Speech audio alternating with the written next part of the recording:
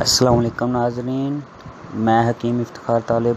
کیا حال چال ہے آپ کے؟ کیسی طبیعتیں صحتیں ہیں؟ آج ہم بات کریں گے انسانی مزاج اور اس کی تاثیر۔ آج میں اس اہم موضوع پر آپ کو بتانے کی کوشش کروں گا، میرے ساتھ رہیے گا۔ موضوع شروع کرنے سے پہلے آپ کائنڈلی میرا پیج لائک کر لیجئے گا اور اس پہ کمنٹس لازمی کیجئے گا، اور مزید معلومات کے لیے دیے گئے نمبر پر رابطہ کیجئے گا۔ چلیں آتے ہیں موضوع کی طرف۔ انسانی مزاج میں ہوتا ہے سب سے پہلے گرم خشک، یعنی ایسی شے جس کی تاثیر گرم ہو اور اس میں تیل یا چکنائی نہ ہو یا کم مقدار میں ہو۔ کلونجی، چھوٹی الائچی، پیاز وغیرہ اس کی مثالیں ہیں۔ سب سے پہلے یہ مزاج آتا ہے، اس کے بعد آتا ہے گرم ترین، ایسی شے جس کی تاثیر گرم ہو اور اس میں تیل یا چکنائی کی مناسب مقدار پائی جائے۔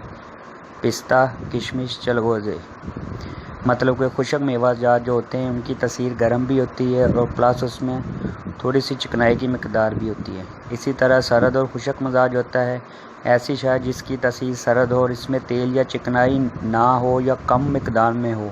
جامن، بیر، جو آٹا، جو خشک اشیاء ہوتی ہیں لیکن ان کی مقدار سرد ہوتی ہے۔ اسی طرح مزاج ہوتا ہے سرد تر، ایسی شے جس کی تاثیر سرد ہو اور اس میں تیل یا چکنائی کی مناسب مقدار پائی جائے۔